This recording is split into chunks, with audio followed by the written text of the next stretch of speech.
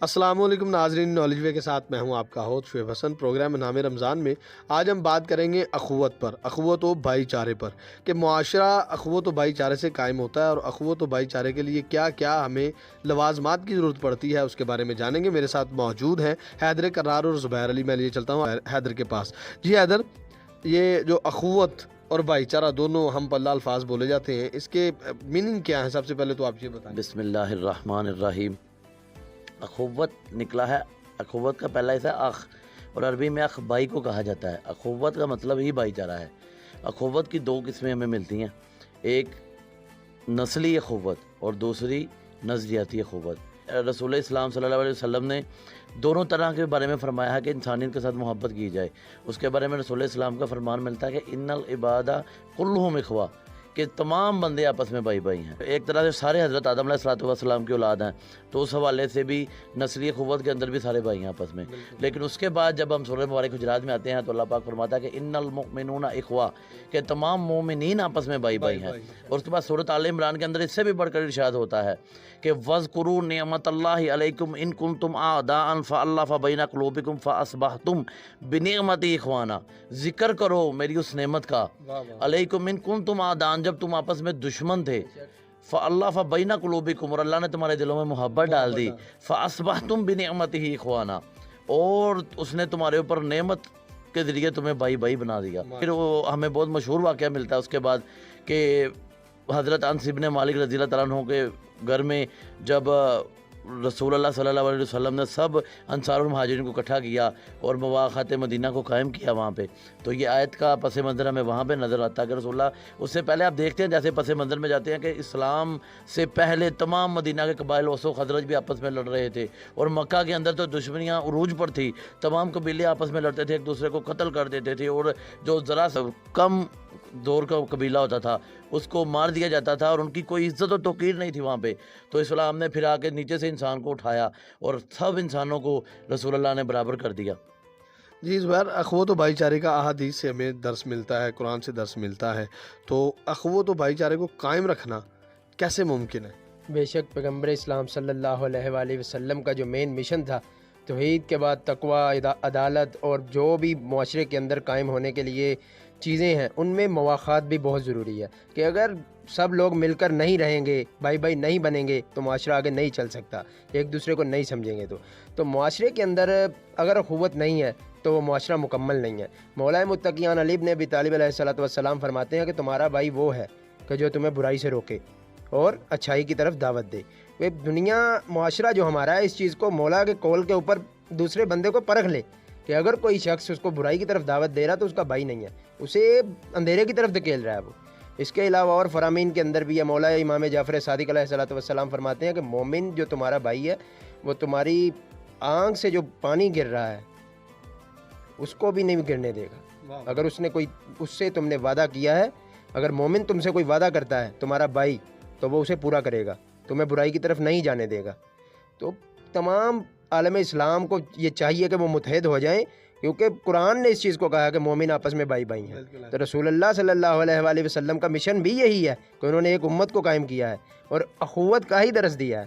تو یہ بکھرے نہیں، ان کو چاہیے کہ اکٹھی ہو جائے ایک پلیٹ فارم پر، اسی سے ہی مسلمانوں کی بقا ہے۔ اگر دیکھیں ہم کہ مسلمانوں کے ساتھ کتنا ظلم ہوا ہے دوسرے ممالک کے اندر، فلسطین ہے، یمن ہے، شام ہے، عراق ہے، لبنان ہے، اس کے علاوہ کشمیر کے اندر اگر آپ دیکھیں تو مسلمانوں میں یہ اتفاق نہیں ہے۔ اگر اخوت ہو، یہ تقریباً 56 یا 57 جو کنٹریز ہیں مسلمانوں کے، اگر یہ اکٹھے ہو جائیں تو کشمیر کو آزاد کروایا جا سکتا ہے۔ کہ جس طرح مسلمانوں کے ساتھ ظلم و بربریت آئے دن ان کے ساتھ ظلم ہو رہے ہیں، تو یہ اخوت کے ساتھ ہی ممکن ہے۔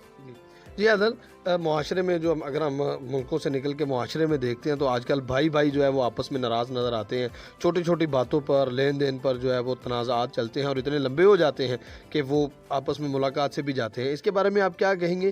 اس کو کیسے برقرار رکھا جا سکتا ہے؟ رسول اسلام نے اس کے بارے میں فرمایا کونوا عباد اللہ اخوانا، کہ اے اللہ کے بندو آپس میں بھائی بھائی بن جاؤ۔ رسول اللہ اس بات پہ تاکید کر رہے ہیں کہ اے اللہ کے بندو آپس میں بھائی بھائی بن جاؤ۔ اور اس کے بعد رسول اسلام نے اس سے بڑھ کر ایک اور بات رسول اسلام فرماتے ہیں کہ تمام مسلمان ایک جسم کے مانند ہیں، کسی کا اگر آنکھ دکھتی ہے تو اس کے پورے جسم کے اندر تکلیف رواں ہو جاتی ہے. تو تمام مسلمانوں کو چاہیے کہ اس طرح ہو. اور اس کے بعد معاشرے کے اندر جب ہم دیکھتے ہیں اسلام نے نسلی اخوت پر تو زور جو دیا ہے کہ محبت آپس میں قائم رکھی جائے. آپ جیسے دیکھ سکتے ہیں کہ قطع تعلق سے منع کیا گیا ہے حدیث کے اندر, اور یہاں تک فرمایا گیا کہ جس نے قطع تعلق کیا رشتہ داروں کے ساتھ اس کے اوپر جنت تک حرام قرار دے دی گئی.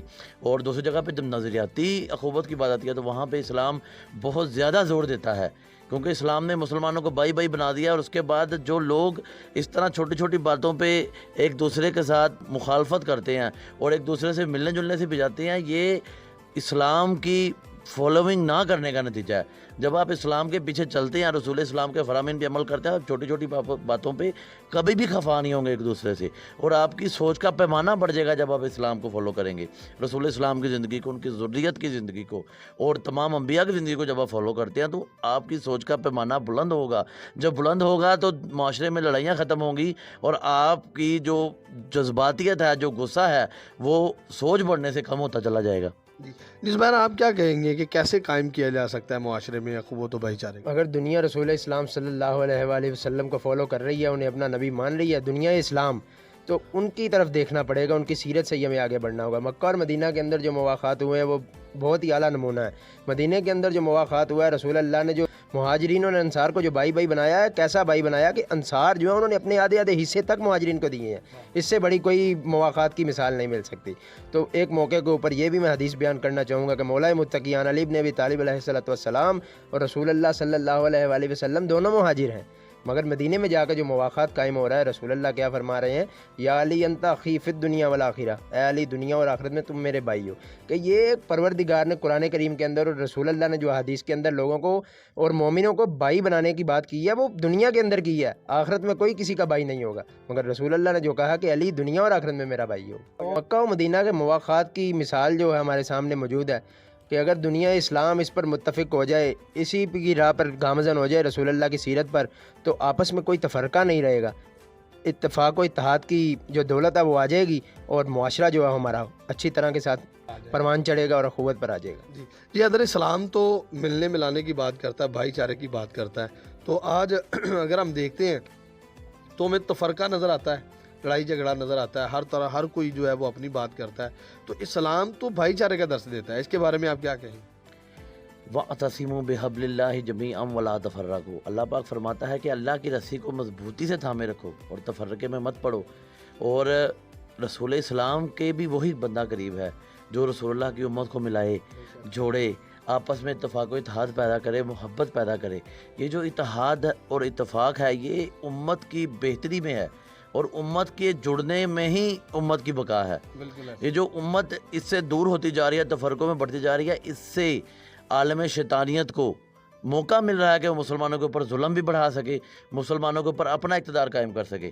جبکہ مسلمانوں کو رسول اللہ نے آزادی کا درس دیا ہے, اور رسول اسلام نے جو محبت و بھائی چارہ مسلمانوں کے اندر بار بار اس کا ذکر کیا ہے, اور بار بار اللہ تعالیٰ نے بھی تفرقے سے بچنے کی ہدایت کی ہے. اس کی وجہ یہی ہے کہ مسلمان آپس میں ایک رہیں اور اچھی طرح سے اپنی اجتماعی زندگی گزار سکیں, نہ کہ انفرادیت کے اندر. انفرادیت میں ہمیشہ سے ہی غیروں کا فائدہ ہوتا ہے, اجتماعیت میں امت کی بقا ہے. بالکل.